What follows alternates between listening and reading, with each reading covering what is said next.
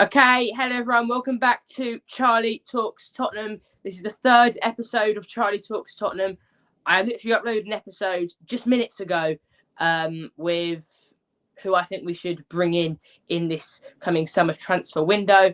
Today, I'm joined by Harry Scarfe. Harry has nearly 4,000 subscribers on YouTube, over 9,000 on Twitter, and over 5,000 on TikTok. So, Harry, welcome to the podcast. It is an absolute honour to have you on the podcast. How are you on this fine day after Arsenal lost the Champions League final? Exactly that, Charlie. Honestly, thank you so much. It's very kind words there. It's great to be here. The honour is mine. The pleasure is mine. Let me tell you that. You're right. What a day yesterday. Generational hate watch. I think football won yesterday. I'll say that. And it couldn't have happened to better individuals, particularly Gabrielle and also Eze. Of course, she's an Arsenal over Tottenham. Yeah, I won't mock them for winning the title. Fair play. It's deserved. But again, we're the only club in North London with European pedigree. But it's great to be here talking to you. Like you said, after that amazing day yesterday, a big summer ahead. We ended the season well. I don't know about you, Charlie. I know you're always positive, but I think you'll be too, looking forward to next season. But we have to get this summer right. Thank you for having me. Yeah, no, completely. We have to get this summer transfer window correct with incomings and also outgoings. Something we're going to be discussing today of who we should keep, who we should loan out, and who we should sell. A very popular episode. A lot of people do at the end of the season. So, Harry, let us begin with a player who has played 0 minutes this season. Brandon Austin. Keep, loan, sell. Keep. I completely agree. I'd keep him as well. You know, he's a proper good third choice keeper. In the 3 games he played last year, only played against Newcastle, Hoffenheim, and Elfsborg. He had 1 clean sheet and was very good against both Hoffenheim and Newcastle. Obviously, keeping that clean sheet against Elfsborg. But look, he's not a huge talking point. He rarely plays. He is the third choice keeper. On to the next player, Antonin Kinski. I don't think this is a difficult one, is it? No, it shouldn't be. Absolutely keep. Been really impressive. Antonin Kinski, I am so glad for him. Honestly, I am so happy for him. After that night at Atletico Madrid with Igor Tudor, Igor, we do not want to get started on good old Igor. He was a disaster. You know, he's the reason we lost in Madrid, not Kinski. He probably should never have played Kinski in the first place. But the way Antonin Kinski has bounced back, honestly, I am so happy for him. He's come in since De Zerbi, and he's been superb. He's been right up there with, you know, player of the season shouts, and he's only played 10 games. I'm really delighted with him. For me personally, he'd be the first choice keeper because in this summer transfer window, I would sell Vicario. Harry, what do you think?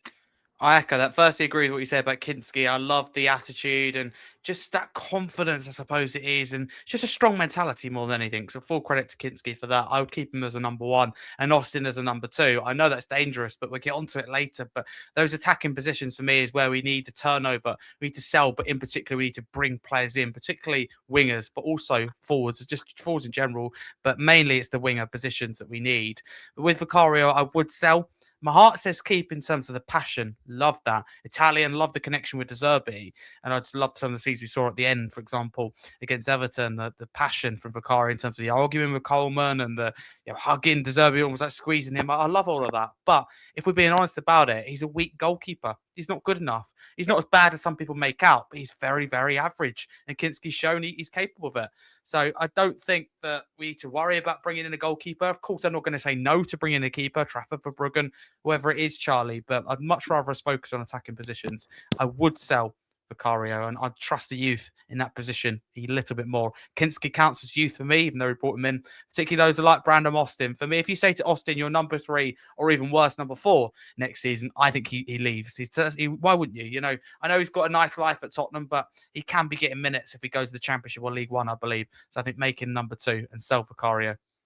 I completely agree with what you're saying, Harry. I would bring a goalkeeper this summer.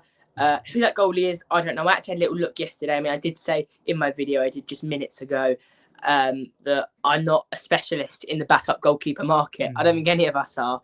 But I did have a little look. But I don't worry. I'm not worried if we don't, because we have. I think we have a keeper out on loan. We've got Austin. I don't think it's panic stations to buy a goalkeeper at all. It'd be the last thing that I come to right at the end, last week of the window. But I personally, I should have said it in my video, but I didn't. Elon Meslier from Leeds. He was good a few years ago. Had a shocker in the Championship last season, but he's on a free transfer. So, True. ain't going to cost us nothing. I don't see why not, but I don't know. I Mm. mean, it's no harm in doing it, but yeah, we'll see. You really did say it correctly, Harry. It is not a priority. On to the defence, centre backs. Before we talk about players we have at the club, Marcus Senesi has come in. I think we need to acknowledge that. Obviously, we've got the here we go. It's not official yet. Harry, this is not hard. It's a keep, isn't it? It's an absolute keep, but I'll just say I'm actually quite excited for this signing. It's more I'm than really just a am squad too. player. Yeah, he's honestly, Charlie, I really like him. I must admit.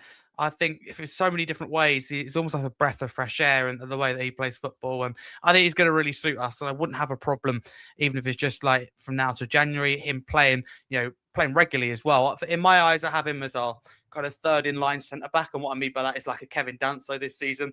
Step in when you need injuries, but I've no problem with him being more than that. It's interesting the way that he plays football. He's not spoken about a lot because Bournemouth, over the last year, two under Iriola, if not more, have had really good centre backs. Of course, they've sold a lot. Real Madrid, they've sold a lot of players, but they've been really good defensively, Bournemouth. That's why he hasn't been spoken about. But for 29 years old, I think it's a perfect age, free agent, absolute no-brainer.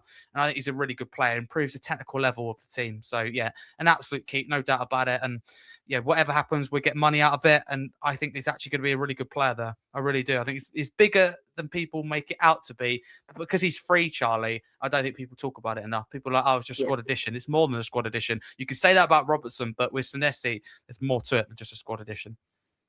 Well, this takes on to my next player I'm going to tell you, Christian Romero. Now, for me, I want Senesi to come in and be the third choice centre-back because I want Vuskovic to go out back on loan. We're going to speak about him shortly. But I want us to keep Romero because I do think Romero's a top player. And both him and Van de Ven are quite injury prone. So to have someone like Senesi be able to come in and, give us just as much quality as the other two would, I think that is absolutely brilliant. And it's so important now in the Premier League you have a big squad. So personally, I would keep Christian Romero. Harry, what about you? I appreciate, and it's interesting to hear your view. This is where I think we will differ in terms of my approach. So I would actually keep Vuskovic. I think you make a good point with loaning him, but a lot of young players at this club that either we sign or in particular that we've got and then send out on loan, I just think loans are really helpful, but we don't often give them an opportunity. And like with Bergvall, we'll get onto it later. I look at players like that and go, do they benefit from a loan? But this stage with Vuskovic, the opposite, because he's been out on loan. I think that was the right thing for him to do. Does he need a second year? For me, I'd look at it and go second year at Hamburg, which is pretty much ruled out, or you come back for Tottenham. I would sell Romero and keep Vuskovic. That's what I would do. There's no question really about selling Vuskovic unless he forces a move. I know that Barcelona are stiffing around, but Tottenham won't want to do that. So I personally would sell Romero, but if we keep Romero, I have no problem with that, but I don't think he should be his club captain. I'm not going to jump on the Romero bandwagon because, again, people go too far with that. For me, and I don't say they overreacted with what happened recently. It turned out he was there and he's involved in that. He's not as bad as some people make out. He's a good player, you're right, but I think Tottenham need consistency. Not being in Europe, we need a really consistent league season. Romero, you could pick out a lot of qualities, but the reality is you can't pick out consistency anywhere near those top 10 or even 15 qualities he has because he's not consistent. Apart from, it might be consistent with in terms of aggression, it might be consistent in terms of picking up yellow cards. I think that we probably should and will sell one of Van de Ven and Romero. I think if you ask me now, and it's probably differed, I'll be honest with you, throughout the season, but at this moment, I would keep Van de Ven. I'd also keep Vuskovic, but I would sell Romero. But of course, it depends on the offer, Charlie. If the only offer we get is 30 million, of course you're going to keep Romero. But if we double that, for example, then we're talking. That's my point that I make. I think now is the time to sell Romero, in my view. It's going to hurt to do so because it means that the haters win. There's often agenda driven against him beyond Spurs fans, and they win, unfortunately, if we do sell. But I do think it would be the right thing to do. Yeah, no, completely, Harry. I see what you're saying, but the way it's looking, I think Vuskovic is going back out on loan to Hamburg again. I know it's his That's what it looks like. play. Well, he ruled it out nearly the other day. I must admit, he said, I want to play my brother, but it's unlikely. He said he doesn't know how to say it other than it's pretty much impossible. So that was interesting. But I think he'll go out on loan, though. I do agree. He might mean that his brother isn't going to be match fit quick enough. But I know it's his dream to go back to play with his brother, Mario Vuskovic, whose ban ends in November. And he's done really well at Hamburg. I hope he's, he's clearly got a very good relationship with all the people around Hamburger. That's players, staff, fans. So I wouldn't mind him going back out there. And then to come back, he's a youngster. He's done absolutely brilliantly. For me, I don't mind whether we loan or keep, but 100% not sell. Harry, on to the next player. We briefly spoke about Mickey van der Ven. It actually looks like he's signing a new contract. Apparently, he has taken to De Zerbi like that. Just proves the wonders of Roberto De Zerbi, the miracles he's performing. Would you keep him or loan him or sell him, Harry? I'm 100% keep. 100%. Yeah, I agree with you. I think I mentioned there as well. I would keep him. And there was points. I've never questioned his ability, but I have questioned his commitment and particularly his leadership at times around particularly Igor Tudor and even Thomas Frank. The attitude didn't seem good, but you almost take that back a little bit with what you've seen, and he's really bought into De Zerbi. I would offer him a new deal, significantly better wage. I would commit him to the club. He's one of those, you never really have untouchable players, but if I had to name you 5 or 6 players, Charlie, that we have to keep if we're serious, Van der Ven is absolutely in that list. Yeah. He's near the top, not necessarily the top, but near the top of every single one of those lists that you make. So yeah, I would keep him. I wouldn't offer him any kind of leadership role. I'll make that clear. To be honest with you, I think he's not naturally a leader. But having said that, when he stepped in as it'll be vice captain or captain with Romero being out, he's actually done okay. So the new deal that Van der Ven's offered, I'd go with higher wage. Maybe even close to double over a leadership role. I do want to make that clear because that makes quite a difference in my view. And we do lack leaders, yes. Again, if he's going to be made vice captain, I don't have a problem with that. I just don't think he should be made captain. I'll get onto it maybe a little bit later. With Maddison, I'm very, very keen for him to be captain for so many different reasons. It just feels right. But with Van der Ven, Charlie, keep. But it's worth noting that not just with Van der Ven, but any player, it depends on the offer. I know we'll get onto Porro later and players like that. If big clubs come in, you're going to have to, there's a point where you have to listen. And I think this year, this window, if I had to predict, I think there'd be a lot of money, again, more than last window, believe it or not, spent in the Premier League. But I think it's going to be a record low around Europe. So I think Spain, Italy, they're not going to bid a lot for these players. But if the likes of Man City, Liverpool come in, then instantly is going to be a lot higher bid. So that's something definitely to watch. And Romero will probably want to go to Argentina, for example, or might be happy to go to Italy to use him as example, but they won't want to pay the money. And like with Van der Ven as well, who's going to pay the money? You have to ask those questions. Liverpool definitely will. Liverpool will pay loads of money, maybe 60 million, 70 million, if not more, but you're not going to get that outside the Premier League. So I'd keep Charlie with Van der Ven, and unless an astronomical offer comes in, I'd be pretty confident to say keep. Yeah, but I mean, I echo what you say there. I'm just looking on Transfermarkt now. He's actually our most, by market value, our most valuable player in the squad. That makes sense. 5 million. Yeah, everything you said there, Harry. Him being a leader, I think he did actually really well as a leader at the end of the season under De Zerbi. So I'm not sure I agree with you on that, but he has to have a new deal, and he's a top player. You did say I don't question his ability. I do actually question his ability to defend. I know a lot of people give him the nickname. I like to give him the nickname Mickey Can't Defend. I do not think he is great at tackling and stuff, but he is a fantastic player and our most valuable player for a reason. On to the next player, Harry. This could be a controversial one. Radu Dragusin. Now, I'd like to keep him. I've said that I'd like to have 5 centre-backs at the club next year. I think that is a good amount. Harry, what do you think about Dragusin? I'd keep here. I don't really see what we get out of selling him. We need a big squad, even though we're not in Europe. We need to be pushing for Europe, trying to get far in these cup competitions like the Carabao Cup and FA Cup, doing really well in the league. And then hopefully we're in Europe come, I believe, the 27-28 season. And by then we've already got a big squad. And in that summer, we've got a good team going and we can build on it even more. And slowly do similar to what Arteta has done at Arsenal and push towards going from those Europe fighting teams to those league pushing teams. I think we need a big squad and we need to start now.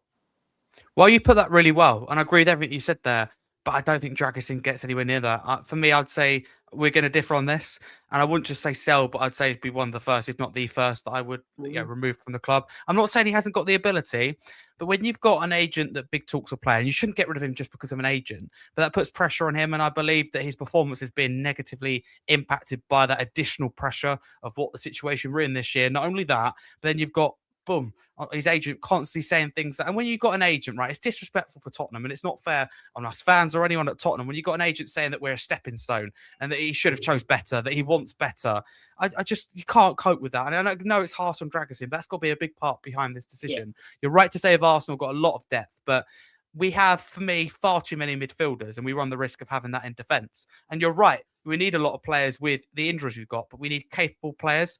In my opinion, whenever Dragusin stepped in, I can't say he's done a good job. De Zerbi thinks otherwise, and De Zerbi knows a lot more than me. So I hold my hands up. He'll tell me that I'm wrong. Fair enough. But just what I've seen, like we come on the other day against Everton, his clearance doesn't even leave the box. So it worries me a little bit. He strikes me as rusty.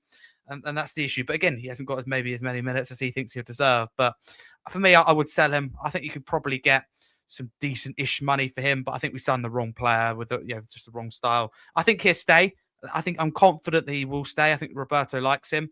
However, if it's down to me, Charlie, he'd be out the door, I'm afraid. And his agent absolutely would be going with him. Yep. Harry, I see exactly what you're saying there, but I think I disagree with pretty much everything you say. You say that you don't question his ability. I massively question his ability. I think he's woeful. I don't think he's very good. But as a fifth choice centre back, he'll do a job. He's going to be very rarely needed. And his agent, you're right. You give him the big talk. He's the worst centre back at the club. But I'd keep him because he. But why? But why? If he's woeful, that's how he have to change his standards. Like surely, Charlie, if we're having someone that's woeful, surely they shouldn't be anywhere at the club. Not even a backup. We can do better, no? But look at Arsenal. Jakub Kiwior, he's woeful, but. I'd have him over Dragusin. Huh? I'd have him over Dragusin. That's the point. He's capable of stepping in and doing a job, whereas I don't think Dragusin is. I mean, Dragusin's capable of stepping in and doing a job, but he's not someone you want to be relying on.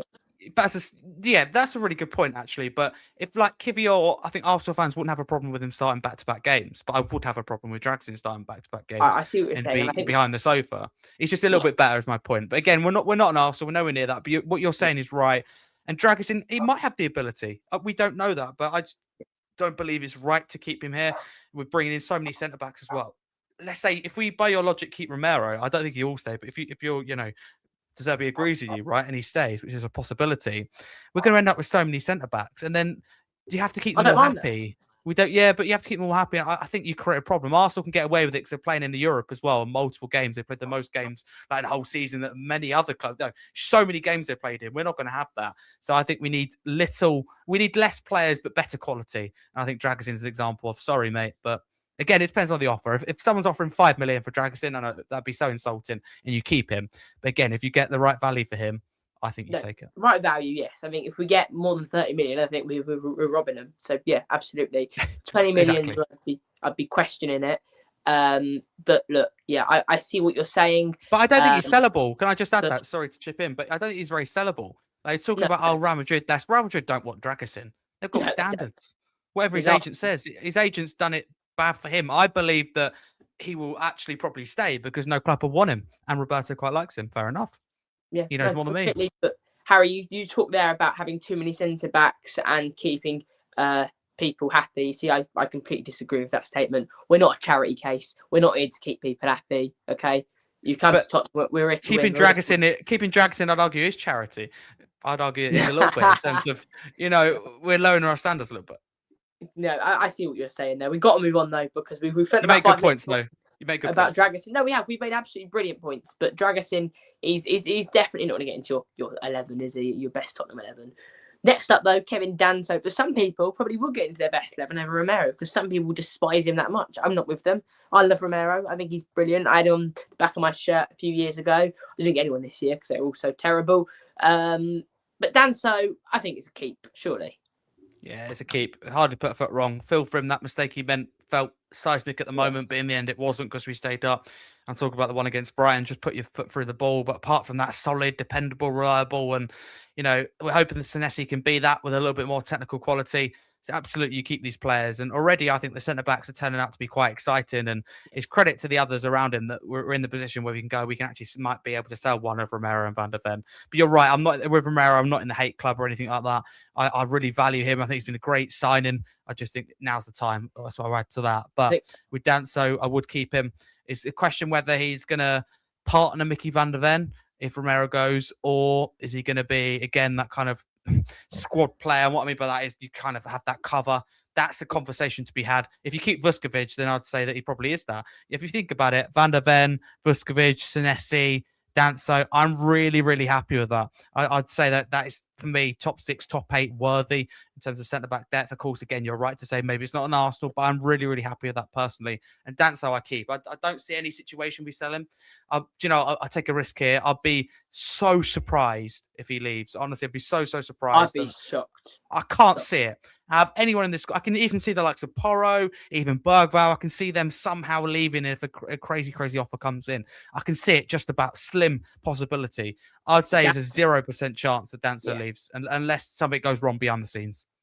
My dad would probably disagree with both of us here, Harry. My dad does not like Danso. He says he is terrible. He says he's him and Dragusin terrible. We need so much better. And I can see what he's saying. But I do think Dance's very solid and does a job and is someone you can actually rely on. But that's the beauty of opinions, isn't it? We all see it differently. That's just the beauty of it. I do want to say about Kevin Danso, we spoke about the mistake he made against Brighton. Obviously, after the game, a lot of people gave him racial abuse. I want to say that is so wrong and cannot be happening, and we do not have that on this channel. Next player is a player who is currently out on loan. The last centre-back. We've got loads of centre-backs. We've gone through loads of them. But this is, we've got 2. We've got another one after this, actually. But right now, Ashley Phillips, I think he goes back out on loan. We spoke about having too many centre-backs already, and now we're on to him.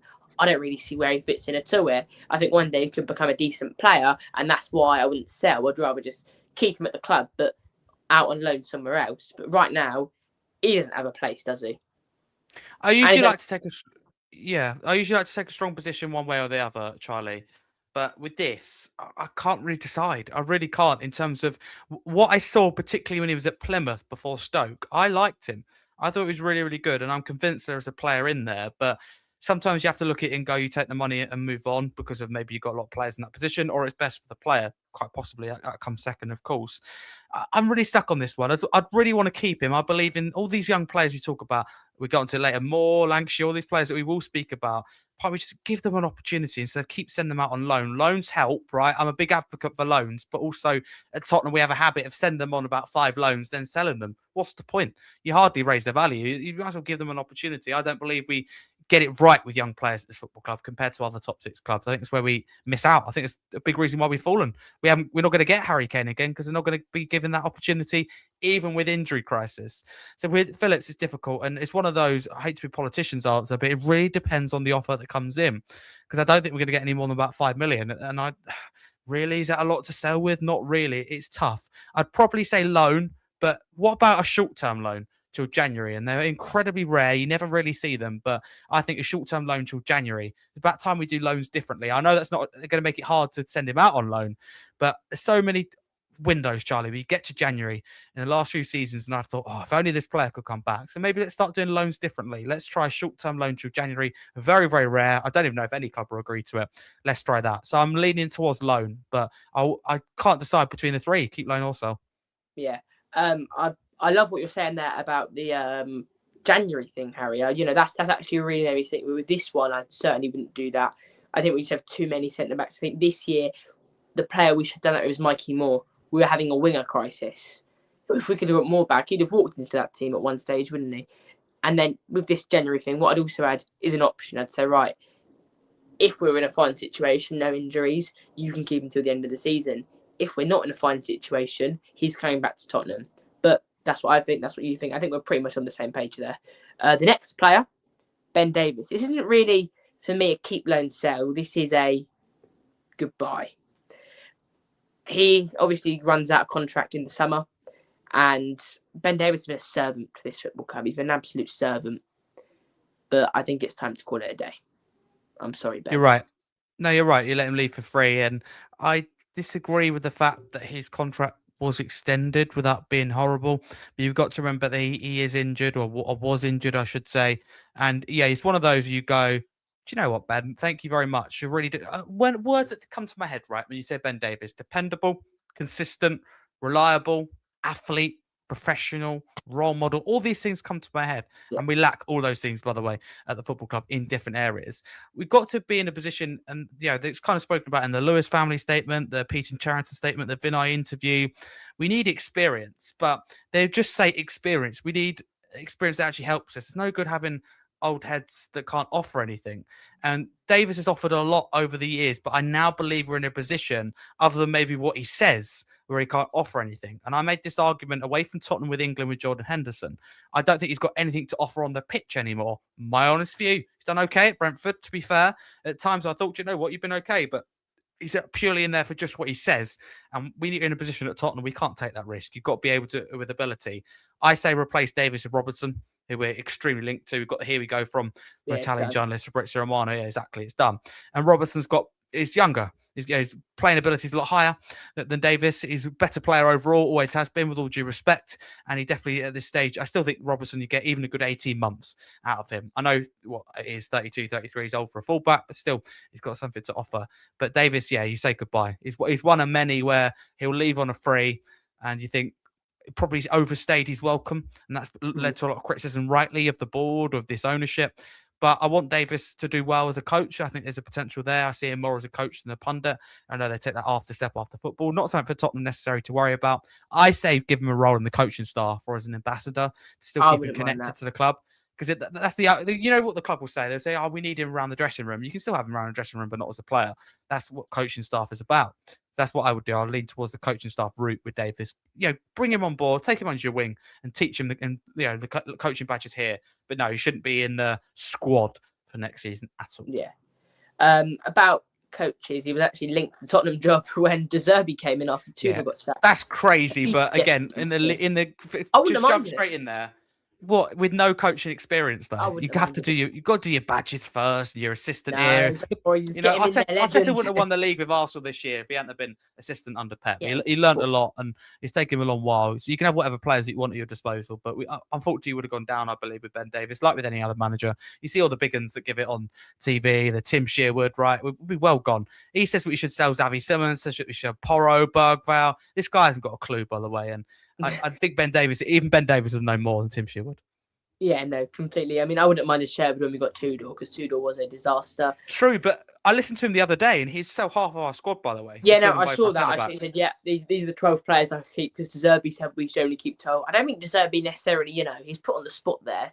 We only need to keep 12. I don't think he, just wants to keep 12. I think he wants to bring in so many players. It's pretty much a new team. And can I just add something really, really quickly? It's going to talk to my dad today really quickly. And I just think that, of course, you want a lot of players to leave, and in particular, you want to sign a lot of players, but we can't have this dramatic turnover in one window. And that's where I will back upstairs a little bit. And I don't like them at all, but we can't do little that we take a risk, because January we've done too little, and we took a gamble with the future of this football club by not doing enough in January. It's as simple as that. We can't afford to make that same mistake again. We don't want to do a kind of Forest where it went wrong under Steve Cooper, and you bring in 10, 12 players, you sell about 15, or they think they sold less than that, have a bloated squad or too many changes. I'd much rather us do little, Charlie, but quality. Yeah. After Senesi and Robertson, if you said to me, Harry, just 2 or 3 signings, but they were real top quality, Adam Walton type level, why not? I'd much prefer that than bringing in 5, 6, 7, kind of average players. And that goes back to where the Bale money was spent, where the Kane money was spent. You're better to just buy 1 or 2 players that are better quality than a load of players, and 1 or 2 will work out. So Tottenham have to get it right. We can't do it all in one window. We've got to do it across 2 or 3. I don't think, again, I don't agree with De Zerbi's statement there. We need to keep just 12 players, but I do think we need to sign quite a lot. Obviously, I made a video earlier. I'm just going to quickly name the players I said in that video. I do know who I said them off by heart. I said a backup goalie. Again, I don't know who that is. Ben Davis, Senesi, obviously done. Very happy with those signings. Then I want us to sign Locatelli, Polinia. Obviously, we're going to come on to him very shortly. Mason Greenwood, Marcus Rashford, and Serhou Guirassy. I want 8 more. Well, obviously, we've got Robertson there. So I want 6 more players to come in this transfer window. 6? 6, yeah. Harry, we've just come 17th for 2 years in a row. We need a lot. I think we'll be there again. If we have that kind of turnover, I think it'll take a whole season to get it going. Gel. Yeah. Right, anyway, we're off the centre-backs now, and we're on to our full-backs. Destiny Udogie. Pretty easy for me. I'm saying keep. Keep, but far too many injuries, Charlie, since he's joined the club. Without being horrible, if he gets enough... he gets another injury, I would sell him, and I mean that. I like a doggy, but one more injury and you're gone. You just can't afford that. We're not, again, like you said. I'm going to use what you said there because you're right. We're not a charity, so get another injury, you're costing us. It's like having a job and you're sick every day. It might not be your fault, but you're sick every day. You could be as good as you like when you're actually here, but you have to go eventually. So I like a doggy. I actually know what I don't take credit for many things because I get a lot wrong. I'm sure we all do, but a doggy I've been calling for a long. I called for it 2 years before we actually signed him because I loved watching him at Udinese. So just a breath of fresh air. He'd score these goals against Juventus, both Milans. It was amazing to watch. So it'd be wrong for me to say sell him after I banged the drum to sign him, but he hasn't been as good as I thought.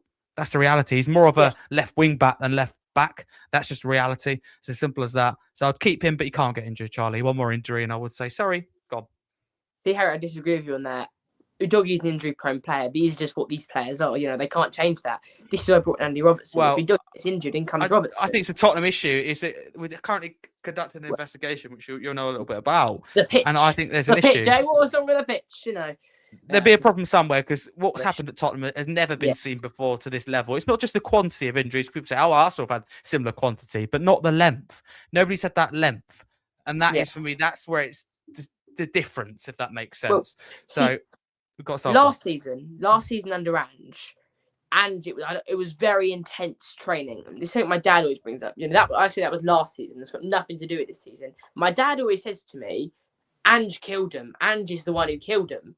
If they're still recovering from it. I disagree with that, but I just want to share that thought because it could relate to it. The club's investigation, obviously, I've got nothing to do with that. I'm not nothing to do with the club. I'm a supporter, a season ticket holder, and come on, you Spurs. But yeah, I'd keep a doggy, and even if he does get injured again, I think his name's Destiny. It's destiny for him to get injured again. It's going to happen. This is why Robertson's come in. Udogie has been the only out-and-out left-back at this club for years, Harry. And now that Robertson's in, we've got two out-and-out left-backs. So if Udogie does get injured, or if Robertson gets injured, someone can come in. One of Udogie and Robertson come in to replace the other one, and vice versa. You definitely keep him, Charlie, but I think if I said to you he gets 2 injuries next year, what would you do in a year's time? I know it's a hypothetical. I'd sack the medical team, is what I'd do. That's already happened. That's the thing. And you're right. It's not an Udogie issue, I don't think. It's a Tottenham issue. But and that I know supports your point. I accept that. But Udogie's a great example of so many injuries. And it's hardly fit. I'd love to know the percentage of time he's been fit since joining the club. I doubt it's over 25%. Yeah, I'd say it's more. I'd say it's about 60%. I mean, Udogie's a great player. Do you think? Maybe. It just doesn't feel like it. But again, we've had a lot of players injured. I understand. How many games have you played this year? Let's have a little look on here. It says, bear with me for a second. Well, I think he's got at least 5 injuries since joining the club. Yeah, no, he has. But I think he's a really, really top player. He played 20 games for us in the Premier League this year. 7 in the Champions League, 1 in the FA Cup. That's 20 out of 38. You want your first choice left back to be starting. No, yeah, and he played 1,000. He played 1,668 minutes overall, 1,342 in the Premier League. That's one of the lowest. That's one of the lowest ever for a first choice fullback in the top 6 club, by the way. 15 in the Carabao Cup. So, Harry, I do see what you're saying there. The injuries are a problem, but not as bad as I thought. To be fair, the season before, I mean, it must be. He was in the starting 11 37% of the time, so that's quite good.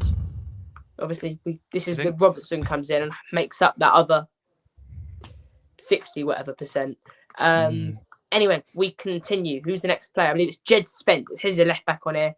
I've said we haven't had an out-and-out left back because we haven't. Jed Spence is an out-and-out right back for me, but I'd keep Spence. Like I said, I want to come to another quote De Zerbi said, and I consistently bring it up. I make a lot of shorts at the moment.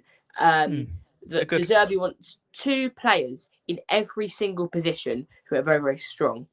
That, for me, is such a key quote from that press conference that nobody's talking about. We were talking about this, I only want to keep 12 with the players. This quote, for me, is more important because it shows that he wants 22 top quality players.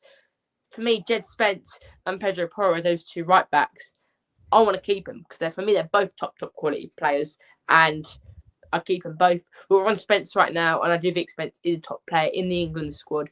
Disagree with that, but that's Tuchel's problem, not mine. That's true. This is a Tottenham channel, not an England channel, but I do hope England win the World Cup. Come on, England. yeah, Spence, I think he's a good player. Come from Forest, done very, very well. I think, especially last year, he really, changed under Ange. And yeah, I've been really impressed. Jed Spence in the last 2 years locked up Douay in the Super Cup. You know, Douay was brilliant yesterday. I thought absolutely brilliant. I mean, don't get me wrong, he didn't score, but he did. I think I'd say he looked the best out of that PSG front three. Dembele didn't do much, and Kvaratskhelia also, I mean, he was locked up pretty well by Saka and Mosquera. Look, we keep talking about Arsenal, Harry. We're not Thomas Frank, right? We need to stop on about Arsenal. We need to stop talking about them. This is Frank, not us. But yeah, Jed Spence, what do you think? Love that. With Spence, think you keep him. You can't really replace that versatility, and you can't just keep someone because they're versatile. But I actually think he's a really good player. Honestly, do. I think he's fantastic. So for me, yeah, it's an absolute keep. I'm convinced with that. And you're right. I think you can make a case for other fullbacks going. But again, fullbacks is a position where we're probably going to keep them. We're probably going to keep them rightly or wrongly, the majority, if not all of them.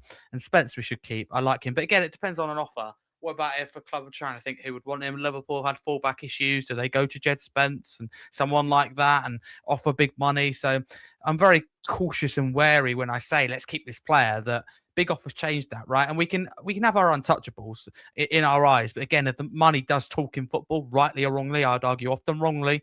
So with Spence, I think he's a keep, but I have a possibility. In my head, I'm thinking there's an offer for him coming in the summer. I think he'll stay, but I think there's an offer going to come in. And again, depends on that offer. But That I'd could keep him happen. if it's down to me. That could happen. Souza, Harry, this guy came in January.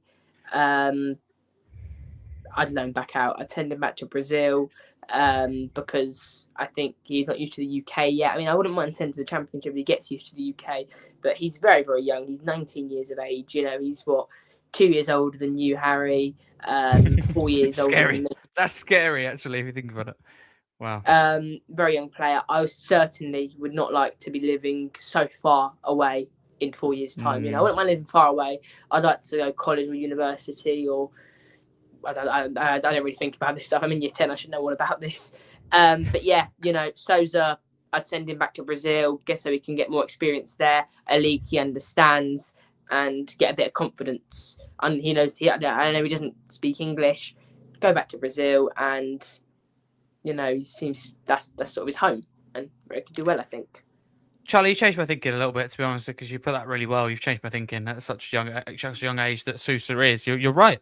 It's interesting the points you make, and you forget about those things, don't you? Really, especially the situation we've had, the season we've had. You just don't think about things like that. They often get forgotten about, but they're important and they make a difference, and they should be considered for sure, especially when you come around to his future and looking at that this summer. But I would keep him because I have so many issues about a doggy's injury record. So, but at the same time, some people go, that's 4 left backs or 4 players that can play left backs, and that's a lot.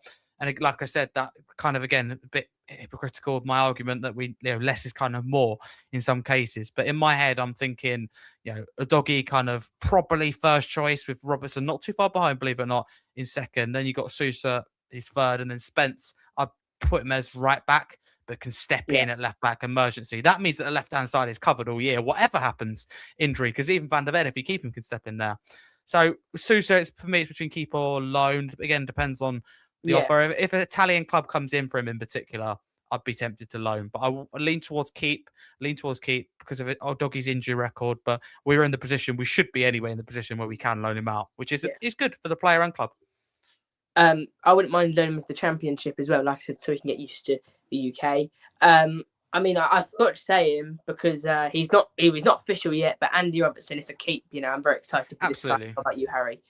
Absolutely. He's great at Liverpool as well. I know we're not going to get the peak Andy Robertson, but I think he's still got a lot to give. I think he can break down low blocks. He wasn't spoken about a lot at Liverpool because Alexander-Arnold often done something amazing or played really well. And Alexander-Arnold was known for assists, but Robertson got quite a few, to be fair. Yeah. And if he didn't get a few assists, he played a key involvement in goals.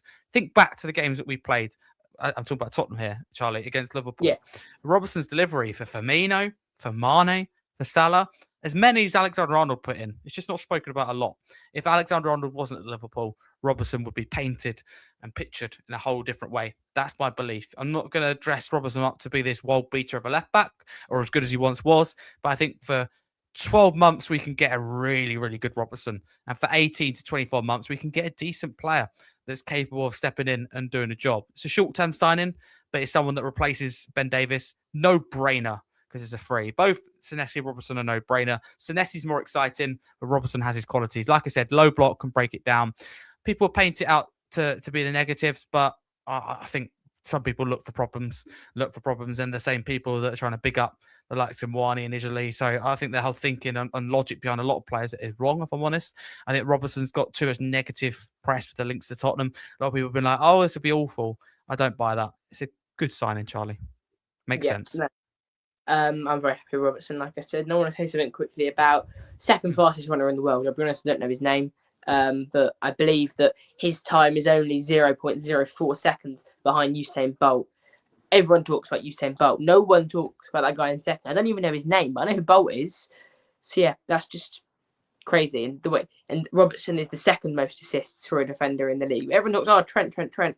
Robertson, you're right. He did just as well for Liverpool, providing all of those superb players. When you've got a super team around you like he did, it's very easy. And he's not coming into a Tottenham super team, is he? The team have just got back-to-back 17th place finishes. The final fullback, and he's actually the only right back it's telling me on this website, because he's got Spence labelled as a left back. Pedro Porro. There are rumours going around Man City. They want to pay 50 million for him. The last great right back Man City had was Kyle Walker, who was they're buying from Tottenham. Obviously, Porro's been at Man City before, so he probably worked with Maresca. I can understand he was at City, he went to Leicester, he went to Chelsea. Now he's back as the head coach at Manchester City. But I would do everything possible to keep Pedro Porro at the club this summer. What about you, Harry? Because for me, I echo that. Sorry to cut you off. Yeah, sorry to cut you off. I think you're right. I think you could say he's got passion and that, and absolutely. Yeah, sorry to chip in there. I lost connection my end. But with Porro, I think he's fantastic. Yeah. He's my favourite player, actually. I mentioned that, and I don't like to prioritise anybody. I'm not saying he's our best, but he's my favourite. Way too much hate from Spurs fans. That's the joke of it. But if you listen to other fans, right, and you don't often get this, because often your own club bigs up a player, but Porro is rated a lot highly amongst other fans, particularly of top six clubs, that go, oh, I really like Porro. Speak to any Villa fan, any Chelsea fan, they think Porro is our top 2 or 3 all-time players. Top 2 or 3 current players in all time. That's a statement and a half. Well, that gets clipped out there. Didn't mean that at all. I mean, out the entire squad that we've got. Yeah. Harry, look at this idiot. Doesn't know what he's talking about. I accept that in some areas, to be fair.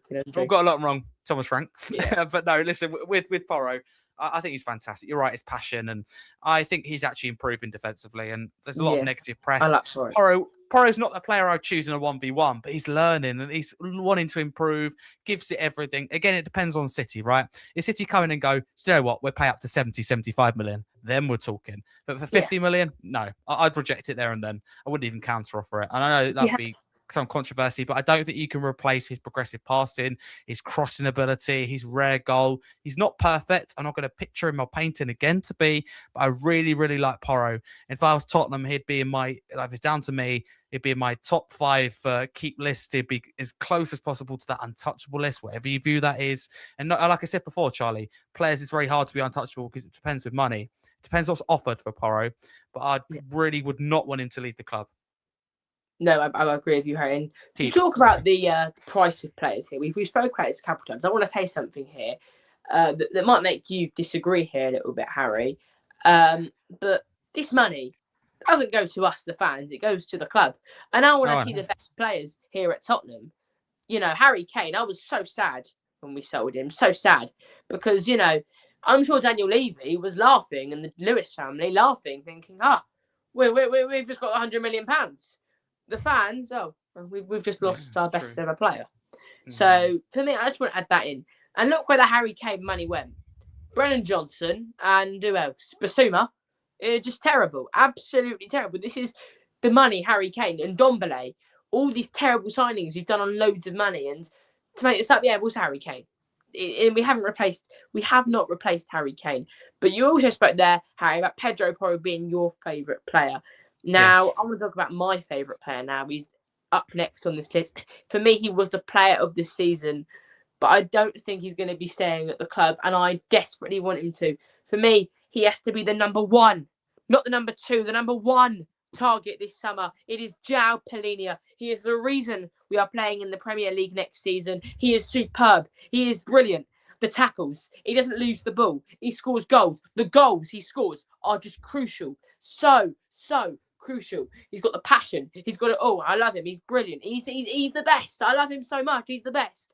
And I'm going to miss him so much if he goes to Sporting Lisbon. And we do not make the most out of this and sign him. Because, for me, since De Zerbi's come in, I remember under Frank, João Pinho and Bentancur was a duo. Everyone said only one of them can play, not both of them. De Zerbi has proved that Palhinha can be the 6 and sit back, and Bentancur can be a deep-lying playmaker, make progressive passes, make moves, receive the ball, pass the ball. Under Frank, they were told, no, Palhinha, you're not a 6, and Bentancur, you're not an 8. You're both 6s. You're both there to sit. No, rather under De Zerbi, Palhinha comes in, shifts into a back 3 in possession. It's just brilliant. It's so much better than Thomas Frank. And Palhinha, he's been brilliant. And why Frank wasn't even paying him that much, except for next to Bentancur, I don't know. It shows how much of a fool he was. Foolish Frank. I call Tudor's football. Foolish football. We have to sign Palhinha. And it looks like we're not going to. And for me, it's a no-brainer. Why are we not going to sign this guy? He's the best. He's the absolute best. Harry, what do you think? This is an absolute keep for me. An absolute. I'm really 50-50. And if you'd asked me on the final day... 50-50, Harry. Hang on. I'll explain. On the final day, I was like you with a no-brainer. But can I just firstly say thank you to Palhinha, whatever happens, because I don't think he will be a Tottenham player, rightly or wrongly. I don't think he will be. I think he'll go to Sporting. That's where he's heavily linked to. Looks that's what's going to happen. He's key in us staying up. And the problem is we had a lot of people, and I want to call them out, and they will know who they are. And I'm not just talking about one person. It's spread. A lot of people called, well, some in particular said that Palhinha was a Sunday League player. They addressed him as this washed-up past player. That's completely wrong, and they should hold their heads in shame. I'm all for changing your opinion, but the way that he was painted and just the way just some people in a position to influence people as well was completely wrong. But like the comment says there, I don't think he is. I think he will go to Portugal. He's Portuguese, don't forget. That makes sense. But when I say I'm 50-50, 30 million, and the fact that we have a bloated midfield, and I looked at our midfield and went, we're going to have to sell a couple of them. I know Basuma, of course, is going to leave as a free, and we'll get on to it. There's one more that I would sell, believe it or not. Palhinha, you're not going to like me for this, Charlie. I'd lean towards, thank you so much. You're key for us staying up. I wouldn't be opposed to you coming back. But for 30 million, unless we can get that down to 15, 20 million, highly unlikely, then unfortunately we're going to have to say it's painful, but no. We're going to have to say no, unfortunately. But I admire him, and he's not a Sunday League player. I have nothing but admiration for him. He's my kind of player. Get stuck in, dirty side of the game. And we need that. I know we need that, but we also don't need like 10, 12 central midfielders, which we could end up having if we're not careful. Yeah, Harry, look, I pay 50 million for him. I love him that much. He's the best. He's the absolute best. Yeah, I pay 50 million. I don't care how old he is. If he was 35, I'd pay 50 million for him right now because he's just that good. I want to talk about his comment here I've just seen, though. I haven't checked any real transfer news in the last 2 days because yesterday it was all about hating Arsenal and supporting PSG, getting behind them. Allez le bois! They won the Champions League. I was very happy. We spoke about that earlier, Harry, before we started the stream. Very, very happy about that. But I don't believe it is that. I did make a short the other day. He has made comments saying he would like to stay at Tottenham. He is open to that. I just don't think Tottenham are putting the offer in. And he's gone, okay, well, if Tottenham aren't going to put an offer in, I'll head to Sporting. Not my decision, but if it was, you know what I'd say. But yeah, that's, it's sad and annoying, but I'm going to miss you, João, because you're a legend, an absolute legend. You for me, the last 2 years since I started my YouTube channel, I started my channel at the start of last year. My Mount Rushmore, since I started the channel, obviously, but my Mount Rushmore would be Ange winning us that Europa League, Brennan Johnson scoring the winner and being our top goal scorer last season, João Palhinha saved us this season, and Roberto De Zerbi for coming in and saving us. That would be since I started the channel, Mount Rushmore. But yeah, look, I mean, it looks like 3 of those. Ange is obviously gone, sacked last season, completely the wrong decision. I've got a picture of him right there. Love that guy, honestly, absolute legend. He should have a statue. I personally built that statue, but I don't know how to build. Next up, Brennan Johnson left in January. Very sad to see him go. Thomas Frank, I will never forgive you. To be honest, I know it's not just that. Everything, every minute he was at the club was just a sad, sad minute. Yeah, do not like that guy. Sometimes I just wake up. Harry, we did a podcast the night he got sacked, didn't we? And I said, hate's a strong word. I don't hate Thomas Frank. I don't hate him, but I despise him. And if I met him, I would tell him, you know, you're the reason we nearly went down, and I'm not a fan of you, and I don't like you, you know. See, I disagree. That's That, unpopular. I went to a Brentford game this year to hate on West Ham, you know, and it was in the real edge of the relegation battle, Brentford West Ham, Brentford 3-0. And me and my dad watched my YouTube video I made, my matchday vlog, when we came in. And before the video, I was slating Thomas Frank. I was like, look at what Keith Andrews has done. He's done an absolutely brilliant job. So much better than Frank. Clearly, Frank was a problem at Brentford. And since Keith Andrews has come in, he's done so much better. They're the words that came out of my mouth. And my dad said, Charlie, you can't be going to Brentford and saying this. You know, you're in the home end for a start. They love Frank. They see he brought him up and kept him up. And they're the reason. No. I said, no, Dad, no. He's the reason Tottenham are going down.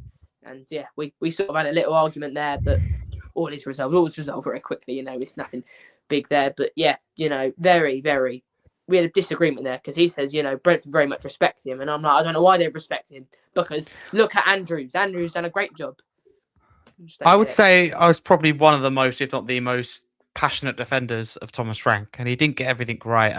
But I think he's wrong the way that he's painted. He's painted as this guy that's like an enemy. He's worse than Sol Campbell. He wants to take us down. The reality is, Igor Tudor was 55,000 times worse, and I won't hear otherwise. And the reason it's not spoken about is because Tudor got a draw at Liverpool, at Anfield, but this is an awful Liverpool team that have just sat their manager in Arne Slot. I don't think we would have gone down under Frank. De Zerbi, of course, would have over Frank every single day. I know that, but I don't kind of, I know it sounds stupid, and I wasn't right about many things with Frank, but the reason I was so passionate at the time is my point was, when Igor Tudor was offered, I remember saying to you, and again, I feel exactly the same, I would have had Frank over Tudor. And people took that as, oh, you love Frank. It wasn't that. It was just me taking a look around at the managers we're linked to. And Igor Tudor, when his name popped up, we didn't get along with his name popped up. But I was like, I don't think that's right. I'd rather Frank with Premier League experience. And I feel like it's wrong for Frank to be painted as enemy. I think it's completely wrong. Of course, he didn't do a good job, but surely people realise the manager's not the problem under this ownership. That was again another big part of my problem. I have no hate towards Frank, but I guess I'm the only Spurs fan that thinks that. Harry, I'm always going to remember this because I saw it. I have TikTok now, and I've had it for a while, but I started reposting videos on my main account late January, and since I've done that, more people's reposts came up, and then I think I started following you then, Harry. Similar sort of time. I have followed you, and you've got me followed, so thank you. One of your reposts came up there on my thing, and it was an edit of Thomas Frank after Solanke scored against Man City, and it said, you're gonna think I'm a nerd for actually remembering this, but it was Thomas Frank is fully Coyce. No, he's fully Gooner. He's fully Arsenal. You know, I disagreed with you on that one heavily. I was like, no, he's not fully Coyce. Yeah, he wasn't, was he? I just liked Frank at the time. And I actually started singing it on the first episode of my podcast. I did on Wednesday, the Titanic song. I was singing it again. That's what it felt like when I was in my history lesson and I Googled Thomas Frank, and it had big letters, Thomas Frank sacked as Spurs boss. I actually got up and started cheering. I was going to say, I bet you erupted. I was like, yes, he's gone. We're free. And then we've gone, you know, we weren't free because in came Tudor. I mean, we said, me and my dad said the other night on on the first episode of the podcast, we said, Frank, it really couldn't have got much worse, could it? But yet somehow it did. It did, Tudor. I think at the time, no one wanted to blame Tudor because we'd all remember Frank. You know, I followed Mr. Black, Monsieur Noir, on TikTok. That's his new name, isn't it, after PSG? And he, after Arsenal won the league, he made a quick video because he hates Arsenal. He's the biggest Arsenal hater I've ever seen. Him, me, you, him, we're up there, Harry. We hate him that much. And he made a video and he goes, I'll be completely honest, I'm not that bothered Arsenal won the league. I've had to watch 8 months of Thomas Frank football this season. And I was like, you know what? Yes, you're completely right. That's what I said to my friends. I said 2 things to my friends when they were coming to my face. We won the league. I said, yep, I'm not bothered. We've got bigger fish to fry. We need to stay up. And I've seen 8 months of Thomas Frank. I've seen a lot worse things than you not winning the league. But anyway, this is a video about keep, sell, loan, keep, sell, loan. And we're talking about Thomas Frank, who's long gone, thankfully, after you. because I do think we'd have gone down with Frank, Harry. I'm sorry. I disagree with you on that one. Rodrigo Bentancur is up next. So let's get back into this. We're an hour in and we're only on to the midfielders. And we've got another podcast on Harry's channel after this. So do go check that out. But we're doing very well, I think, Harry. We're doing well, but we need to pick up the pace a little bit. Rodrigo Bentancur, would you keep, loan, or sell? I would absolutely keep. I think since Roberto De Zerbi's come in, he's proved that he can pass that ball forward. I said it when I was talking about João Palhinha, and I'll say it again now. Brilliant player. Earlier on in the season, if you asked me, I'd have said sell. Now I'd say keep. And I'd bring in another midfielder. The midfielder I want, Manuel Locatelli, because he can also get that ball forward. He's in the 99th percentile for those progressive passes. If we can't get him, I'll go for Carlos Baleba, but I'd much rather Locatelli than Baleba because Baleba's stats are worse than Manuel Ugarte's. And Harry, I don't know how many Man United friends you got. They despise Ugarte like we despise Thomas Frank. Well, I don't think you despise him. Like I despise Thomas Frank. Let's stop talking about him, innit? We said we're going to stop talking about Arsenal. We're talking about an Arsenal fan. Rodrigo Bentancur, keep, loan, sell. Keep. You put it perfectly, Charlie. You put it perfectly. When he's come back, you realise the value. And sometimes you don't realise how good someone is or how good you have it, is the common saying, until you no longer have it. And that's the case with Bentancur. As someone that defended Thomas Frank, and I don't want to keep mentioning him, but him, Igor Tudor, and even who I loved as well, Ange Postecoglou, they held his career back. They turned him into a sideways backwards, midfielder. And I loved Ange, Charlie, and I was even more so than keeping Thomas Frank. I wanted Ange to stay, right? Oh, I have a God, load of Harry, Ange merchandise. I Yeah, I know. I Honestly, I loved him. No, I loved him. But the point is, unfortunately, he did turn Bentancur into a sideways, backwards, safe midfielder. Under Conte, he was a risk-taking midfielder, and Bentancur was better as that. And De Zerbi's trying to... we've seen more of the old Bentancur. It's an absolute keep. For me, again, one of the easiest keeps in the squad. Yeah, no. Harry, I'm with you there completely. He's top. Love him. Think he's done brilliantly. On to the next player. I think we've already said we want to sell him. He's Bissouma going on a free transfer. And I think it's pretty easy. Really, it's an easy one. I totally agree with you, Bissouma. I think, do you know what? Footballing ability is okay. He's okay, but he just gets his heads elsewhere and silly things, and fines for being late, and a load of other even illegal and dodgy stuff. I know stuff that he's been caught up in that you just think, really, you're silly to do it once, but to do it twice in your position as a professional player. But even in terms of playing ability, although I rate him, he hasn't been what we signed for Brighton, and that tells you the fact that we're probably, if we sold him. Like, if he had something on his contract, he's got nothing, so he leaves for free. I respect that. We've had a year left. I don't think we'd get any more than 10, 15 million, less than what we paid for. And we thought we got a good deal. I'm not sure, looking back. Yeah. Not what we thought it would be, Charlie. Extremely disappointed. Yeah, no, I haven't. I mean, I don't think we should have ever signed him. Conte never wanted him, did he? I think that's sort of where it started to go wrong with Conte when we brought in Bissouma and Richie, and he was like, look, I don't want these players. I want my players, like Perisic, who did get Perisic. But, like, they weren't his players, were they? But even with Perisic, he's a player that we should have signed 5-10 years earlier. We signed him right at the end of his career. Yeah, and I think we should have kept him during Ange because his corners were sublime. And imagine him now in this team. Like, imagine if you could do roll-on subs in the Premier League. Every corner, you just bring him on when you take the corner. Imagine if Arsenal had him with roll-on subs. We need to stop talking about Arsenal, but they just, let's move on. Lucas Bergvall. Harry. I think this is a key. Very easy. I think an offer will come in for him, though, like you said with Spence. Without a doubt. You doubt that? No, sorry, without a doubt. I think Real Madrid will bid for him, which will be interesting. I think it's be Real Madrid that will be scouting him. That's my honest feeling, to kind of replace Luka Modric. I think that's my honest feeling. I know that Luka Modric has been gone a little while, but for Bergvall, I have a different opinion to others. I think loan him, because you've got a lot of midfielders and he hasn't got the minutes he deserves and hasn't got a lot under Roberto De Zerbi. So again, a short-term loan, could really benefit Lucas Bergvall. Again, it depends where you go. I think for him, Spain or Italy would be my preference for Lucas Bergvall to go. Italy, you take a risk in terms of the physicality, but does that improve him as a player? I'd lean towards Italy. I'd want for him. That's the worry with Spain. Real Madrid, if Real Madrid got him on loan, they want an option to buy and they want priority. That's an issue. I'd say no to that. So if it works, Bergvall, I'd say loan. We just got too many midfielders, Charlie. And even if we get injuries, it's just too many, and that's reality. And look at Gray and Bergvall, hardly got any minutes in those 7 games under De Zerbi. I know De Zerbi still spoke highly about them, and he's right to give the experienced players the knock. And we had that whole argument, didn't we? Youth or experience, and experience was chosen, and they won that fight, rightly chose by Roberto De Zerbi, and they rightly won. But Bergvall, I don't think is going to get the minutes that he wants. I want to see him. I think he's the best as an 8. And I think over in Italy, he just seems perfect on a short-term loan. Again, we're talking 6 months, 12 months, absolute max. Straight loan, by the way. No option to buy, no obligation to buy at all. See, I'd keep both him and Gray. We know we haven't spoken about Gray yet, but for me, you keep doing having too many players, Harry, and to a certain extent, I agree. You don't want to have too many players, but you want to have enough decent ones. For me, at a club, you need at least 6 midfielders, at least. That's including the attacking ones. So if we count attacking midfielders, you've got Kulusevski, Maddison, then I want to keep Gallagher. I want to sell Saab, but we'll come on to them later. So you've got Gallagher, then Gray, Bergvall. I want to keep Plina and keep Bentancur. So we have 7. That's around that 6 number. And if, let's say, 4 of them get injured, we've at least got a good 3 in that midfield that will do very, very well.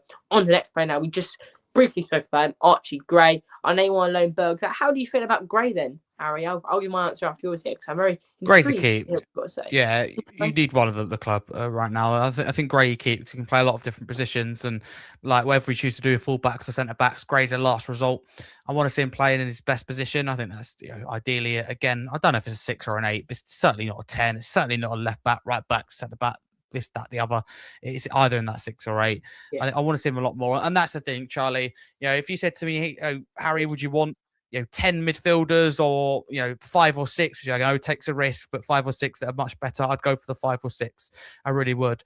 And Gray has to be part of that. I think he is almost untouchable, and I'm a big believer that nobody's untouchable because money does talk in football more than ever, particularly the market in Saudi, which isn't as growing, thank God, it isn't growing as rapidly as I thought it would this summer so far. But Gray I would absolutely keep. Gray I'd keep. Yeah, I mean, he did win Player of the Season. I don't think he deserved Player of the Season. It should have been João Paulinho. But look, Archie Gray has been superb this season. I think under Frank and Tudor, the worst 2 managers I've ever seen at Tottenham, he's the only player who really cared and tried. And since De Zerbi's come in, all these other players have stepped up and showed who they really are, showed why they're playing for Tottenham Hotspur, which is the reason we're not going through player after player, sell. That's why we're not doing that. We're more open to keeping them because we've seen how good they can be under Roberto De Zerbi. Before De Zerbi came in, I've absolutely said sell Rodrigo Bentancur. Since De Zerbi's come in, Bentancur's been superb. He's looked like pre-Leicester Bentancur. So, yeah, I mean, he played very well with Italian managers, Conte, De Zerbi. But Gray's an absolute keep, like I said, having 7 really top midfielders at the club, which looks like we will do next season, although I want to bring in a few more. I want to bring in Locatelli. And, well, we need to replace Paulinho with... I mean, now it's looking like he's off to Sporting, really, give him a dampen on my day. We need to replace him, 100% sure of that. On to the next player. Both say keep Archie Gray.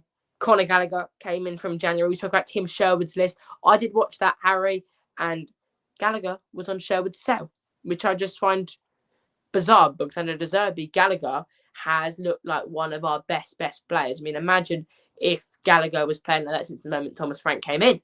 We'd have never been in this mess, I don't think. I love it. We've always got to find a way to nip Thomas Frank out there. I love it. You're not the only one, I must admit. But with Gallagher, you've got to keep him. You've just brought him in, and it feels like potentially you hope the change of a wage structure, a broken wage structure at Tottenham that I think has now finally been identified. But identifying something, especially something of this nature, and actually changing it is completely different. But with Gallagher, I would keep, but I don't know. We were speaking the other day in terms of, the fans didn't like me to start with, and he makes some good points, but I don't rate him as much as maybe he does himself. And you should always back yourself. I can't sit here, Charlie, and go that he's, quality. But he certainly works hard. I give him that. What a goal against Villa, and he's certainly been a lot better under Roberto De Zerbi. It's more credit to the manager, I think, than anything. So I'd keep him, but do you know what I mean? I don't view him as a good, a valuable asset. I just think he just recently joined, so you keep him. It's as simple as that. I don't have any, oh my God, Conor Gallagher feelings. I just think, yeah, probably keep him. Simple. I can hear him crying at the bridge. Conor Gallagher. Yeah, I love Conor Gallagher. You say he's not quality, and I agree. His technical ability ain't great, but you need players who can run. You see, when I play football, I would consider myself a very good player. My team's just soldier, but in that team, I wouldn't consider myself, ability-wise, even in the top half. But I'd like to think I put in lots of effort. I ran the most in that team. I don't like to be, look at me. I don't like to be like that. But I did run the most in that team. I tried to lead. I was the captain. I'm really, really, praising myself, which I don't like to do. But yeah, look, I worked hard, and that's what Gallagher does. And I love players like that. Absolutely love them. Polina, the same thing. Worked hard, but Polina had that quality. Jamie Carragher saying he's a Sunday League player. What an idiot. What an idiot. It's a Casemiro. Leave the football before the football leaves you. No, the football clearly hasn't left him. Look at him this season. Superb player. I know him at Tottenham to replace Polina, but I don't think anyone can replace Polina. He's just too good. I'm nearly in tits, so I'm going to miss Polina. Anyway, moving on. Conor Gallagher, 100% keep. He might not be a quality player, but what he brings to the squad is what a quality player would bring. We've spoken about a workhorse here in Conor Gallagher, and now we talk about another workhorse. I say I love players like this, and I love Pat Matasar. I have a picture of Tottenham lifting the Europa League. I'm looking at it right now. And Pat Matasar is right at the front next to Sonny when we lifted that cup. And I love Sar. I think he's brilliant. Like I said, a proper workhorse. Runs. And he's done that for so many years. But I think it's time, because Gallagher is ultimately better. He runs more, which is that just shows how great Gallagher is. He runs more. We said Gallagher isn't great technically. Sar's even worse, isn't he? I'd sell Sar. I'm sorry. It's time. Thank you, Pape. Thank you. That cross. Agree. Everyone talks about Johnson's nippy touch in Bilbao. Was it an own goal? Was it a goal? Sar's the one who put in that immaculate ball. That was an incredible cross. People always don't talk about that. If it weren't for him, we would not have won that Europa League. So thank you, Pat Matasar. But it's time to call it a day. I'm sorry. We have too many midfielders, like you said. And I think it's a good problem to have, and I want us to have lots, but not too many. I agree with you, Charlie. I'll sell him. And that's my whole point about we've got too many midfielders, which, you don't realise till someone mentions it or you actually take a look at it. But Sarr I would sell. It's a shame because I like him. But a good example the other day was he comes on the pitch and he just runs past everybody. He's got too much energy. He's almost too quick. Maybe a loan, Charlie. Could that help him? I don't think you should keep him. You either loan him or you sell him. You just got to calm down a bit. Very erratic. I like the box to box, but he's just too unpredictable. He's not what we need, if I'm honest. So regrettably sell. Probably. Yeah, it's sad. I love him. He's a brilliant player, and I'm going to miss him if he does go. Anyway, we are an hour in, and we're on the midfielders still. I know you just go in 10 minutes, so it's all right. We can stretch over a little bit. We can do it. Yeah, we can do it. Let's try speed things up. We've got to get on your one later on. So I don't know if we're going to do that straight away, because I think I'm doing both of them in the space of an hour, and we're not even done with this one yet. But I think it's been a great show, and I've really enjoyed it, mate. We've got to keep going. You're great. More to do. Great host. If you do have to go, Harry, I will continue by myself. Okay, mate. Soldier, but let's get through this. Come on, we can do this. Xavi Simons next is on my list. I see him more as a winger, but 100% keep. I can't really see him with that injury. I want two top players in each position. I spoke about it in my video I did earlier. I want our four wingers to be our two left to be Xavi Simons and Marcus Rashford, and our two on the right, Mohamed Kudus and Mason Greenwood. I understand Greenwood is controversial. It's very controversial. Yeah. No. But I want great players at Tottenham, and he's worked with De Zerbi before, done very well. And whether you like him or not, he is a great player. So that's how I feel. But Harry, what do you think about Xavi Simons? It's surely a keep. You can't really sell him with the injury he's got, can you? You can't really sell an injured player. You just can't. A, and B, I wouldn't, even if he was fit. He showed glimpses at the end of the season. It's taken him a long while, but they do say a player coming from Europe takes on average about a year, 12 months, just under. It's usually a season to really get going, and it's taken Simmons quite a few months. That's okay. I think it's taken a lot of good players. Florian Wirtz only really turned it on a month or two before Xavi Simons, and he was so much more expensive. What was he, 120 million? Simmons was nowhere near that. So that gives me a lot of hope. So yeah, I think Simmons you keep. Again, we run the risk of having so many midfielders, central attacking, but I think I would keep Simmons.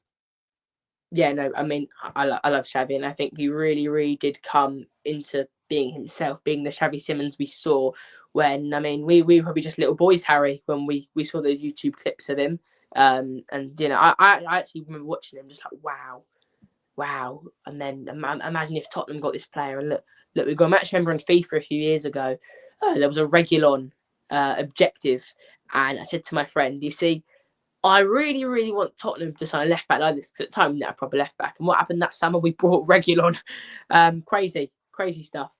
Anyway, next player, Dan Kulusevski. He's been injured for a whole year. He's similar to Xavi. You can't sell him.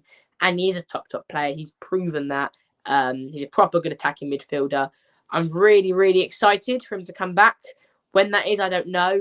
Obviously, he isn't going to be at the World Cup. I think it could be a couple weeks into the new season he comes back. And I think he could struggle next season, especially this long injury he's had. I don't know what's happened. I mean, those famous words from Ange Postecoglou, it's just a knock, mate. It's just a knock. It certainly was not just a knock. But Harry, this is a very easy one for me. Surely a keep, right? Who did you say? Sorry, Kulusevski? Yeah, Kula. You did, yeah. Sorry, again, my audio went. With Kulusevski, I'd keep. I agree with you. But I'm really worried. And the Sweden top national doctor for the Sweden football team, this is led by Graham Potter, he said he believes that Kulusevski will play football again, and he hopes he'll play football again. When you hear stuff like that, that actually worries me. What he's thinking, he might just about play football once again. No, I was hoping he'd say I'm confident he'll play football in the next few months. Not at all in his rest of his career. It's very worrying. And I don't like to overanalyze quotes, but that's playing on my mind, Charlie. You keep him, of course, but I just don't think he's going to be the player he was. It seems like a really, really bad injury. And you listen to the experts speak about it, particularly those over in Sweden. It's never really been seen before. And that's really, really worrying because you obviously don't know how to treat it necessarily. And I mean, I think, again, it's just really, really frustrating. And I don't think we're going to see him until maybe just about Christmas time. You watch him run, and he doesn't seem to be able to run properly, but he's always had that odd run, that odd movement. I will add that even when he was fit. So that gives you, again, I suppose, a little bit, tiny bit anyway, more reassurance. But yeah, you keep him. He needs to get fit. Come on, Cooley, we need you. You forget about him without being horrible because he's been out so long. I mean, I remember the day he got injured. I wasn't actually watching when he got injured. I was on my Duke of Edinburgh. I didn't go to the Crystal Palace game last season. I'm glad I didn't. It looked like it was a terrible game. I mean, I remember watching. I actually turned it off in the second half. I said, "I'm not doing this. I'll go play Football Manager." Yeah, it was terrible. Absolutely terrible, that game. I remember it. But I wasn't watching the bit when he got injured. But I've seen videos of the tackle. Obviously, a shocking challenge from Gahey. Gahey, I will never forgive you. Even if you score the winner in the World Cup final, you will not be forgiven for what you've done to Decky. Club over country. I'd rather Tottenham get a throw in than England win the World Cup. Yeah, look, we're going to miss it. But he walked off the pitch, like, not even limping. He was just walking off like, dang it, I don't want to be injured. We've got the Europa final. But next up, James Maddison's come back. And for me, every single time he's been on the pitch, we've looked superb. Whether that's defensively and tackling, because we seem to be able to win that ball back, and we have someone to give it to, someone who wants the ball. My dad was the coach of my football team, which has sadly just folded, like I said. He said, Charlie, in your team, you've got to have players who want the ball. If you don't have players who want the ball, then there's nothing you can do. Manners is a player who wants the ball. There aren't many players in this team with players who want to get the ball and then just pass it straight away. Manners will take that ball and make something happen with it. It's a definite keep for me. For me, like Deserby said, two strong players in every position. For me, those two tens are Kulusevski and Maddison. Obviously, Xavi Simons can play there. Harry, what do you think? I'll keep this really short, but keep and make club captain. Make him club captain, whatever happens to Romero. I know that's a bit of a bold shout, You did say but earlier, but yeah, exactly. And he's a perfect role model off the pitch in terms of, like, whether it be that fan in a wheelchair, bringing him on the pitch at the end. And that's not just the only reason you should make him captain, but as captain of Tottenham Hotspur Football Club, you want a role model. And he is that off the pitch in terms of a lot of things that he's done for a lot of different people. Harley, for example, there's a loads that he's done. It's just, he goes up and beyond, a genuinely nice human, but also he speaks so well. He's by far the best spoken, comes across the best, the most human-like. out of any Spurs player. And he gets a lot of criticism from rival fans for that, saying, oh, we give him more interviews and he has appearances, all this kind of thing. But they're the same people that say that footballers sound like politicians and they give a boring answer. Madison's different and they don't like it. There's something like they wish they had him. That's the truth. But on the pitch, he's a fantastic player. I think he's proper captain material. They look up to him. I think he makes a real impact. The fans, he's great with the fans. He's great with the players. He's great off the pitch. And he's just the advocate you want for Tottenham. He's got to have so many things to be a club captain. Romero only ticks half those boxes, and he worries me with a lot of things. Maddison, keep him and make him club captain. Give him a new contract and do anything you can to keep him here. Again, he hasn't been as good as I thought he would be since joining the club. But remember, injury's been a big part of that. But on and off the pitch, it just absolutely, honestly, everything you'd want. Just classy. Harry, I completely see what you're saying there. You know, what he did for Harley was so nice. That's the cup of tea guy, isn't it? Yeah. Harley's the one with the tea, and they had tea together. I don't know which one. I know Harley's the one with a campaign online. Yeah. I see stuff on TikTok and stuff like that. That is so nice to Maddison. Life-saving treatment and stuff. And yeah, Maddison's gone just... I mean, the club have done a lot. And the club, have always got to say that, credit to the club for situations like this, and they're good with that. But Maddison just seems to genuinely care. Genuinely. For that. But for me... Down to earth. Completely. But I wouldn't make him club captain. I think as someone around the club, you want him to be the face of Tottenham completely. But for me, a club captain, you tell him with fight and passion, and who's literally just going to die on the pitch. I think he has. So I think you could say Romero's got that as well, and you'd be right to say that. I wouldn't say Romero should be captain. Harry, I guess who I want the club captain to be. You say Paulinho. I guess Paulinho, and he's just the best. He should be captain because he's just brilliant on the pitch. He's incredible. What about if we didn't sign Paulinho? Because I don't think we're going to. Who would be your second choice? Yeah, this is the thing. Would you keep Romero? Remember, you'd keep Romero. I would not. I would not see. I had a coach at my old football club. Not my dad was a coach, but he wasn't the head coach. And see, I will never ever get behind stripping someone of club captaincy, because what I did is I went to a Tottenham game. I said, I'm not playing. Sorry, I'm going to Tottenham this weekend. The next week he said, well, you prioritise something over me, over the team. You've got to die for pen. So I'm taking the captaincy off you. And it made me really, really sad. Really, really sad. I really did not enjoy that day. And it was, not nice. I didn't like being stripped club captain. I'll never get behind stripping the club captain. But if you ask me who is more captain material, Maddison or Romero, Maddison, because he is the most down-to-earth, lovely guy. He does so much lovely stuff. Yeah, Maddison's the proper captain material, like Paulinho. I think Paulinho and Maddison, they're both two good captains for two different reasons. But completely, I think Maddison would be a great captain. Better than Romero, but I can't get behind stripping someone of club captaincy from an experience I had at that club. So no, I'm not going to say strip Romero of captaincy, because it's a horrible day, and it happened to Maguire at United, and it's just not nice. And it'll give Romero more reason to want to leave. Obviously, if he leaves, then I make it Maddison. But I'm not going to be, take the captaincy off Romero. I don't think he's captain material, but I'm not going to get behind that. I don't think it's very nice. Obviously, I see what you're saying. I'm not saying you're being nasty to Romero or anything, and I completely agree. I like him, really. He's my type of player. Gets stuck in, and he gets far too much hate, but it hurts me to do it. But I believe that we do need to sell players this summer. I just think Romero's one. You go, sorry, it hurts. Thank you for all you've done, but you kind of can't prove the doubters wrong because he's always got that rash side, which is such a shame. He's a World Cup winner, and I really want to keep him, but I just don't think it is going to happen. A, and B, it just doesn't quite feel right as much as I want it to happen. It's weird because my head and heart say different things. Yeah, right. Harry, we've got 9 players left.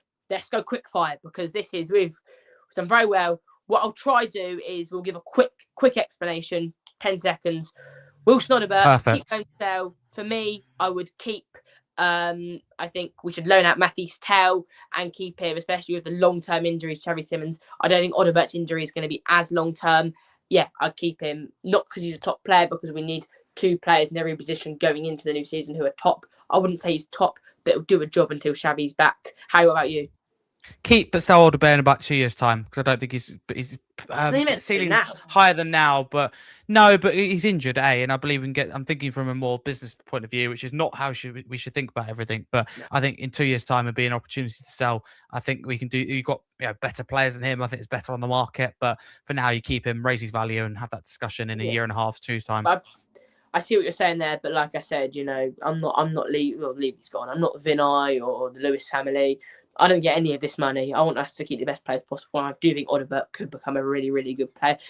Next up, Mohamed Kudus. Hopefully he'll be back for the start of next season. Hopefully he'll be back for pre-season. Keep them sale. For me, an absolute keep. He's been top. He wasn't for half the season, though, and we keep talking about injuries. Could Kudus be an injury-prone player? Hopefully not. He wasn't really injured with West Ham, but I say that. Look at Solanke. He is the most injury-prone player I've ever seen. And he was hardly injured with Bournemouth. So I just don't understand. Not Maddison, Gallagher, never injured a day in his career, came to Tottenham 2 weeks after signing. He's injured for 2 weeks.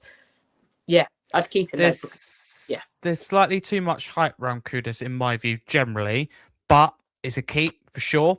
And he's a player that gets you off your seat, makes you excited. I don't think he's going to turn us into a world-class team, but for now, I'd absolutely keep him. I like him. He's different. You need different. Yeah.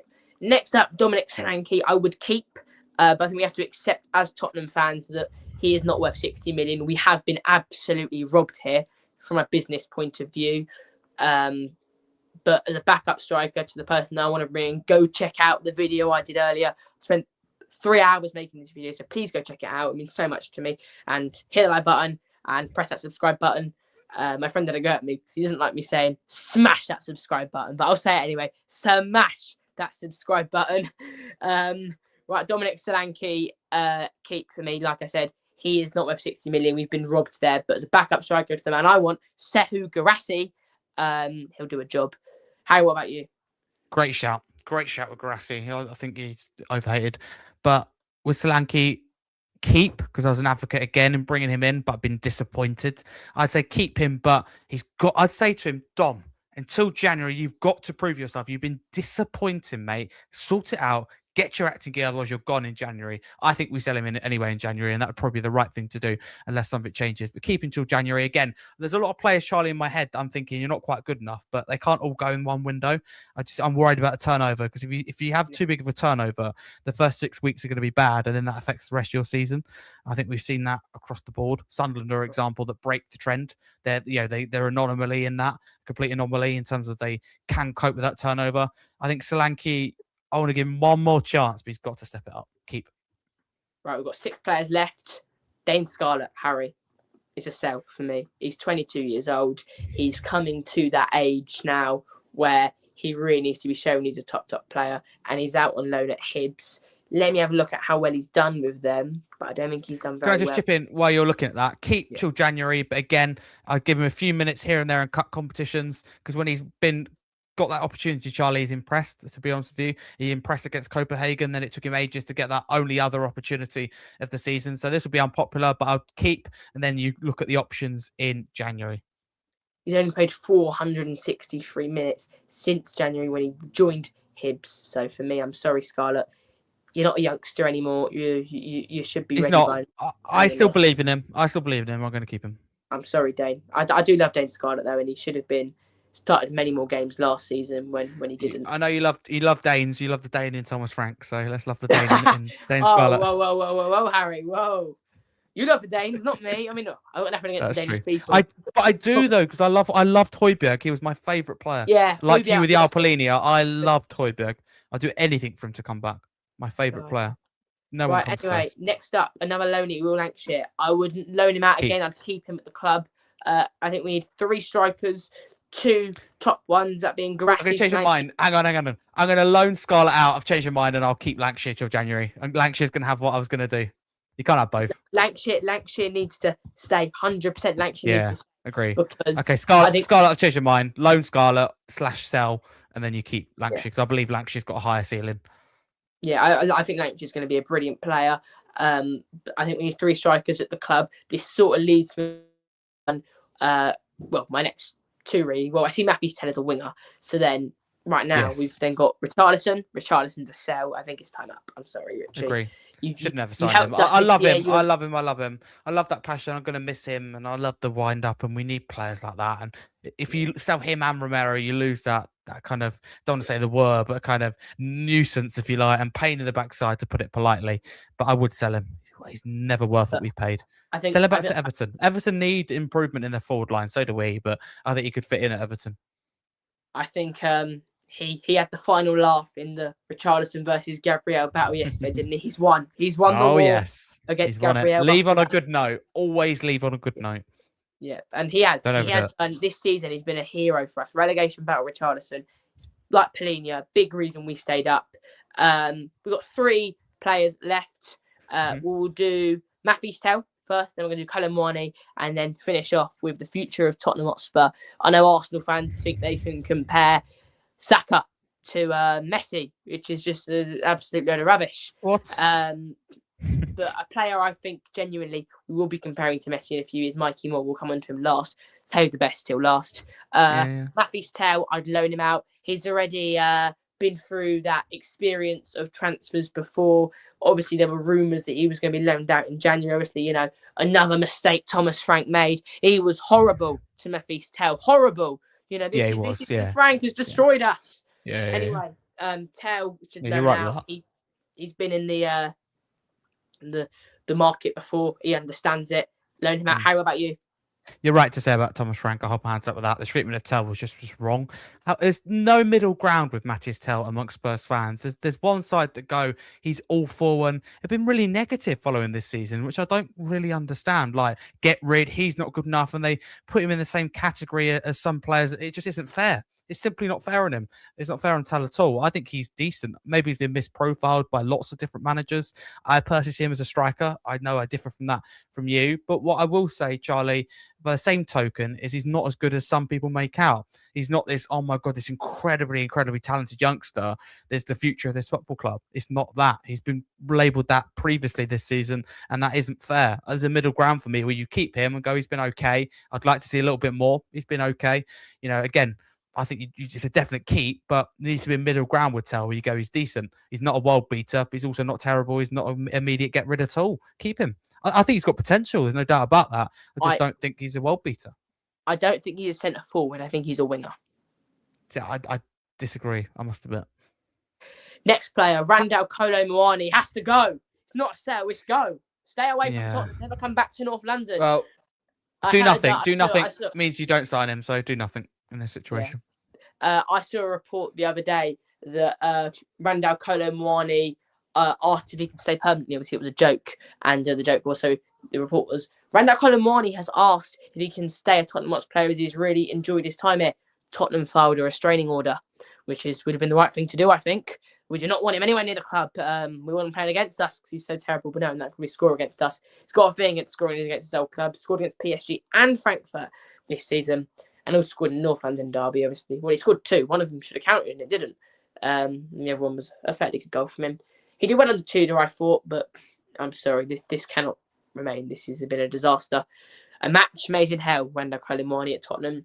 Yeah, I'll be glad to see him go. I woke up a few days ago after Liverpool going around. Hang on a minute, Randall Kolo Muani, he's never going to play for Tottenham again. It's a little dance. Very, very happy. And the final player, we've done it, Harry. Mikey Moore. Player I said who one day we could be comparing to Messi. Obviously, I'm not there yet. I'm not like them stupid Arsenal fans. See, now we're talking negatively about Arsenal, what we like to do.